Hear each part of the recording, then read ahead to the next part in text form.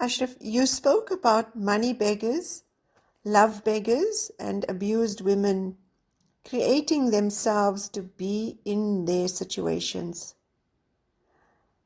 Are you blaming them?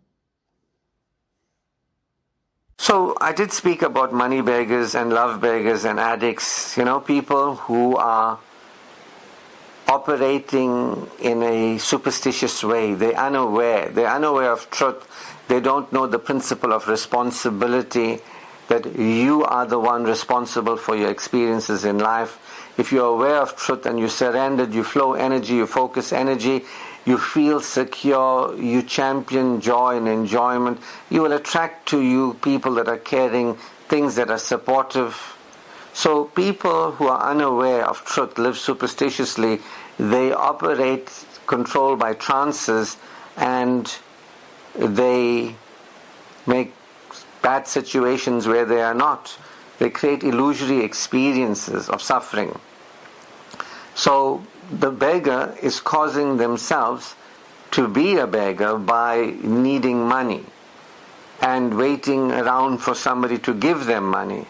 They are robbing themselves from feeling secure without the money. They're robbing themselves from experiencing joy and enjoyment and passion and enthusiasm of enjoying, expressing themselves and being of value in the world. They're not taking their place in the world connected, giving and receiving.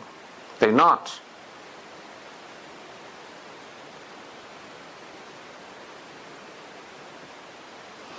So they are victims. So am I blaming the people who have a victim mentality? So at the outset we spoke about major and minor trances, beggars and addicts.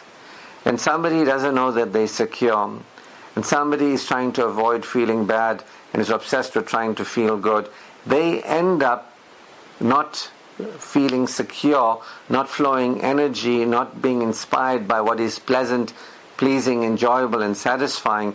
And so what happens is they end up in problematic situations. They create, through their own belief in need and through their own addictive ways, they create unhealthy situations, attracting unsupportive people, things, and unsupportive people and things, and they create problematic experiences. So we call them victims. But they're not victims of anybody or anything, but they self-created victims. Am I blaming them? No, but I am holding them responsible, because they are responsible.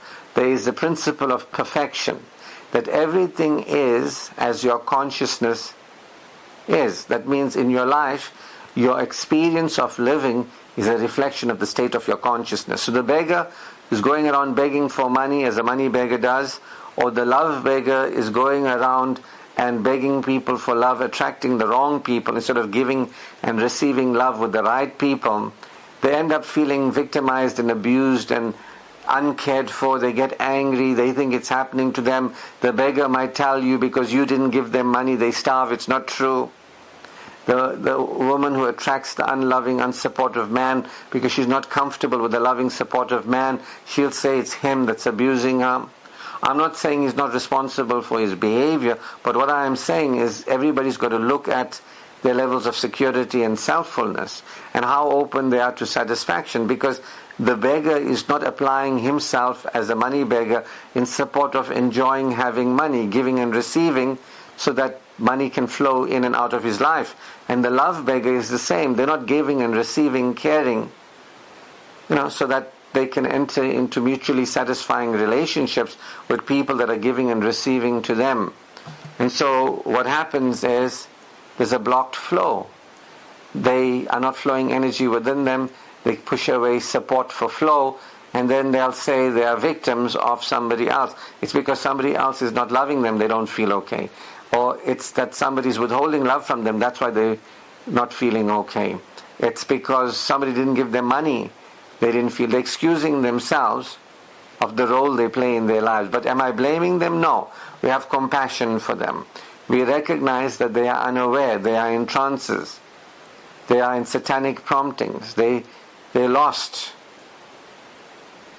They don't realize they are in trances. They don't have to be there.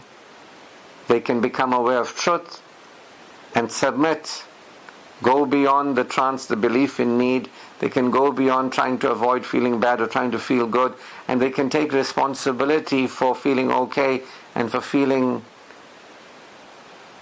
pleased and enjoying themselves and their lives, and they can focus on what they would like to have the experience of, which is pleasing financial situations and support it, or pleasing marital experiences and support it, making good choices for them.